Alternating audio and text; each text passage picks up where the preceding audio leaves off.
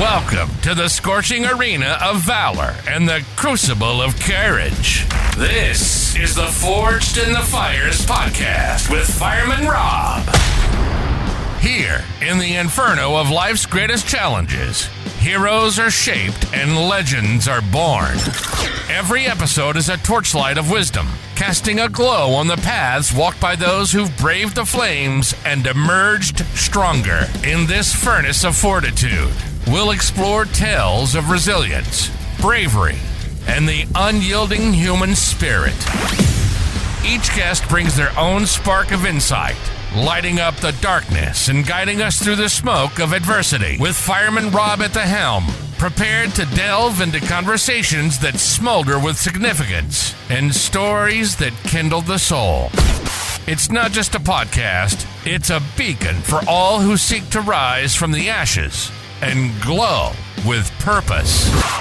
So stoke the fires of your curiosity and ready your heart for tales of triumph and transformation. The flames are roaring. The stage is ablaze. Welcome to the Forged in the Fires podcast. Let the journey begin.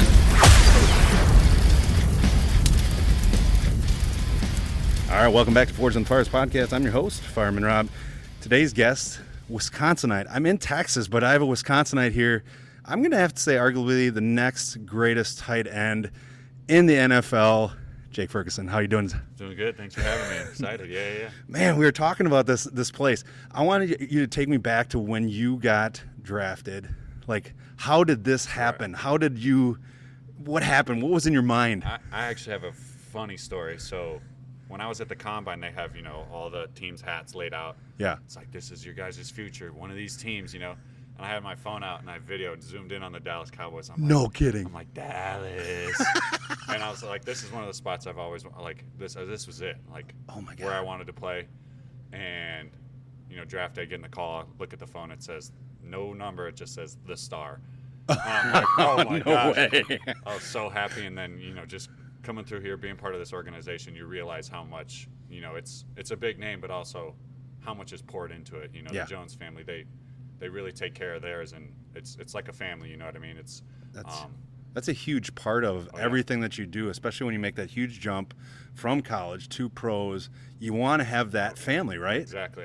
I mean, like, knowing someone's taking care of you, you put your all out there on the field, and I'm gonna put my body on the line, and you're gonna, you guys take care of me, and it is a great feeling. I've watched you put your body on. It's no joke when you go into this arena of football. I mean, I don't think a lot of people understand the sheer drive and sheer resilience that you have to show up every single day. What does that take to be able to show up every single day here in the NFL? You got to be able to take a hit.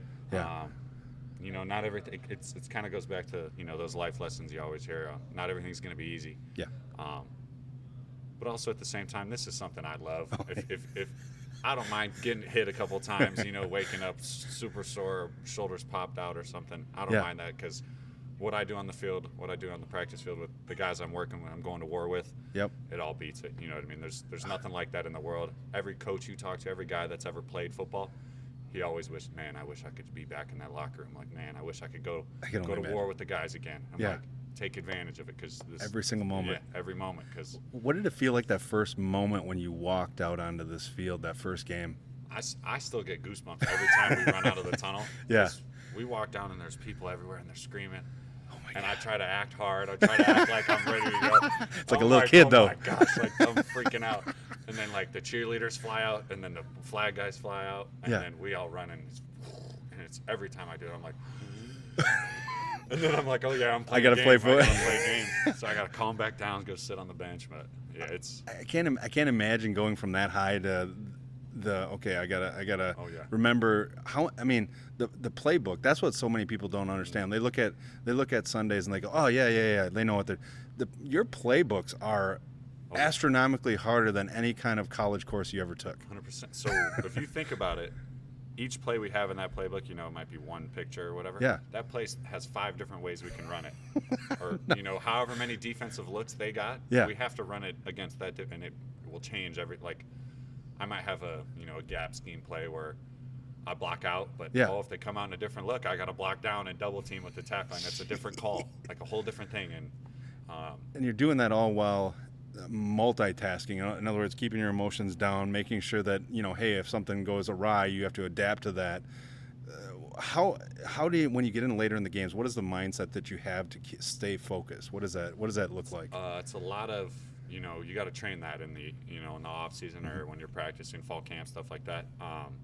I focus a lot on, my breath work. Yeah. And I'm Dak was able to, get me with some of the Navy SEALs, and we all went on a trip to Georgia and worked with some of those guys from box breathing, O2X Performance. Oh yeah. They taught us all this different breathing work, and never too high, never too low. You stay neutral, like something. Oh my, you know what I mean? My cleat broke, good. Like, let's go. The old Jocko, good. I mean, it's all mindset, and it's never I have to do this. I get to do this. That's awesome.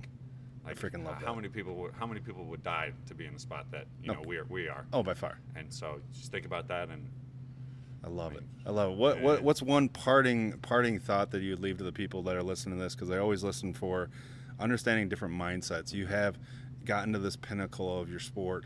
What would you say to those people that are just trying to get through their day or trying to get over struggles? What would be that advice from Jake? Oh man, it's a tough one. Yeah, that is tough. But I just think every day's a new day. Yeah. Every day, you might be in a funk, and I know there's times where you're same stuff, different day. You know what I mean? But truly, if you think about it, each day is different. Each day is going to be something different. Each day is going to give you an opportunity to do something. Might as well do it with a smile on your face and happy. Yes. Like a lot of it's mindset. I mean, just the way you think, the way you talk to yourself. I always talk about you got two wolves inside of you, and one negative, one positive. However you talk to yourself, you're feeding that wolf. You feed the positive wolf, you're positive. Yeah. You know what I mean? That negative one's going to die. Yeah. You feed the negative, you're going to be just pissed off and mean all the time. So it's not going to be a good day. No, exactly. Well, hey, I can't wait to look forward to watching you the next season. Another all-pro season, maybe a little Super Bowl ring. The Pro Bowl ain't the bowl I'm trying to go. I know what you're talking about. Well, best of luck, and thanks for joining me today. I appreciate it. Appreciate it. Thanks for having me. Thanks for listening and supporting the Forged in the Fires podcast with Fireman Rob. Remember, don't forget to like and subscribe to this podcast. And please share this episode with a friend or family member. To find out more about Fireman Rob, or if you have a question, go to www.firemanrob.com. Until next time, live your life forged in the fires.